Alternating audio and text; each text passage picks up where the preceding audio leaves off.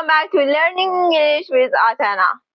You may have come across questions such as why I sometimes delete did in questions. When to use a progressive tense when you have pain in your body. And what is the difference between it dawned on me and it grew on me? Today I would like to answer these questions. Let's start with the first question. The first question is, for example, Lucy said, "You knew my father?" Is that an idiom? If not, when can you omit did in a question? Great question. Okay, so this, "You knew my father," is actually a confirmation question. So when we are checking our own understanding, we use these kinds of patterns.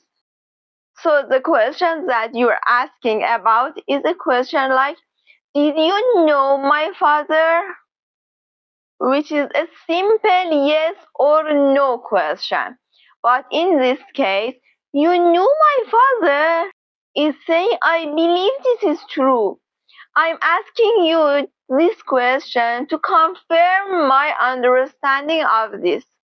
So that is why we dropped that did. You know pattern and change into this confirmation pattern. You knew? This is the purpose of this kind of question. So confirmation questions are extremely common. And it's very important to know how to use them because we use them pretty much every day whenever we want to check our own understanding of a situation. We can use a confirmation question to do that. So here's another example that you might see in everyday life, like at work or at school. Here's a school example. Let's say you have the option to choose between "Did you pass this test?" and "You passed the test." What's the difference here? With "Did you pass the test?" you are expecting a yes or no answer. On the other hand, with "You passed the test," it sounds like you're kind of surprised. Maybe the test was really difficult. "Oh, you passed the test?" Or maybe the person you're talking to didn't study very much and you're surprised that they passed the test. So you're saying, "Wow, I didn't expect that you passed." I want to confirm my understanding. So this is a very common example of another way that we can use these confirmation questions. Let's look at one more in everyday life. Let's imagine you're at home and you're talking about the chores that you have to do at home. And you say to someone that you live with, "Did you wash the dishes?" This is a yes or no question. On the other hand, if you say you washed the dishes, it expresses some kind of surprise, like you didn't expect the other person to wash the dishes. Maybe that is not their regular chore, or it's not something that they usually do. Or maybe they did a really bad job washing the dishes. And you look at the dishes and go, "You wash the dishes?" This doesn't look clean at all. So these are the ways that we use confirmation question. So we want to make sure that we understand situation correctly when we use these patterns. On the other hand, when we ask these simple yes or or no questions. We just want that simple yes or no answer. So this is the reason for this question. You knew my father? Okay, let's move on to the next question. For example, if I say my back hurts, doesn't that mean my back always hurts me? What about saying my back is hurting now? Great questions. Yeah. So this simple present tense structure, my back hurts or my head hurts, this is what we tend to use when we talk about our body's aches and pains and other physical problems that we have. So we do this because it's kind of like we are saying a fact that is true right now. And we are not sure when that is going to change, right? So if you have a stomach ache, for example, you can say like, my stomach is going to stop being a problem at this time, right? So we don't know when that condition is going to change or when it's going to stop. Same thing for your back, right? We don't know when that's going to change. So using this kind of simple present tense structure sounds more natural because it's like you're saying a fact in the moment. Yeah. So if you say my back hurts, it means right now. And if you want to make it clear that your back is like a regular problem for you, you would probably say, my back always hurts, or my back hurts every day. If you want to use the progressive form, we probably would tend to use it most in situations where we need to talk about something that is a little extreme or something that's different from usual. So, for example, you might say, oh, my back is hurting really bad today. That might feel like, oh, wow, this is special. This is more than usual. Or like, oh, my head has been hurting for a long time. So that tells us that this has been happening for a long time. So this grammar points give us some information about like how extreme this situation is or how long the situation has been happening.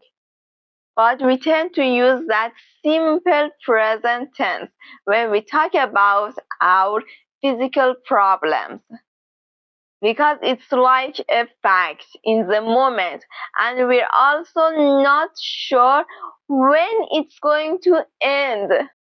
So a good general guide to use is when you want to talk about a pain or a problem in your body, use the simple present tense structure to do that. For example, my stomach hurts or my chest hurts or my throat hurts, my ear hurts, my head hurts, and so on. If you want to talk about something that's kind of different from usual or more extreme pain than usual, you can do that with maybe a progressive tense structure or you could use a perfect tense structure. Like I talked about before, like, my head is hurting really bad today, or oh my gosh, my throat has been hurting all morning. These kinds of things give us a little bit more information about how long something has been happening. But generally, when we talk about those pains in our bodies, we use that simple present tense grammar to do that. So I hope that this helps you understand. Okay, let's move on to the next question. What the expressions "it dawned on me" and "it grew on me" mean? Okay, yeah. It dawned on me. Let's start with this one. It dawned on me. So this keyword that's in here, dawn, refers to the sunrise. Yeah. So sunrise, the point at which the sun becomes visible. We can see the sun. Again, it's called dawn. That time of day is called dawn. So when something dawns on you, it's like you suddenly are able to understand something. So you have the image of the sun coming upright. Suddenly we can see the sun. We can see everything, right? Because there is light. Conceptually, in our minds, when something dawns on us, we go, oh, and we realize something. Maybe for the first time, or we solve a puzzle. Let's look at a couple of examples. Usually when we use "it dawned on me," there is some kind of outside force or some kind of outside influence that causes us to have this realization. So let's say, for example, you are going to a bar or restaurant and you have a great time there. You are at a point in your life where you are thinking, what should I do next? Like, what's my next career step? What should I explore next? Maybe you go to the bar or you go to the restaurant and it's beautiful. The food is amazing. There is great drinks. There is great music and nice people. And you might say to yourself in that moment, it dawned on me, I want to start my own restaurant. So it's like that moment of realization that something becomes so clear for you. This is how we use "it dawned on me." So let's contrast this with the expression "it grew on me." So in this situation, we have the word grow. So the base form of grew is grow. When something grows, it becomes bigger, right? So when something grows on you, it sounds kind of gross, right? But this is also a conceptual thing. So when something grows on you, it means something that was kind of okay before became bigger and bigger, and gradually now you actually kind of like that thing. So this is very, very commonly used when we meet new people for the first time and we're not sure about our connection. So for example, let's say you meet someone at a party and you have the first conversation and you think, that person's okay. There is nothing bad about them, but I wasn't so excited. And then you leave the party and you see them again. A couple of weeks later, you're like, oh yeah, that person. Hey, how is it going? They have something really interesting to tell you. And you're like, oh, that seems like a cool person. And then you leave, and then another week later, you see the same person again. And you both exchange interesting stories. And after that, you go, that person really grew on me. So it's like saying at first, I wasn't so sure about this person. But over time, I decided I liked them. So we typically use the four positive connections. Connections that started out kind of not so special and over time became something a little bit more special. This is usually what we use it grew on me to do.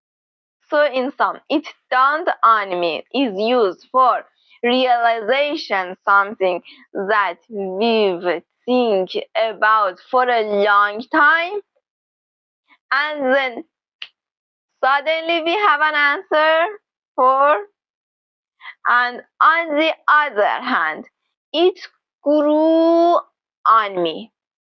It used to talk about something that started off not so special and became something that you actually enjoy. Thanks so much for watching this episode. I will see you again next time. Bye.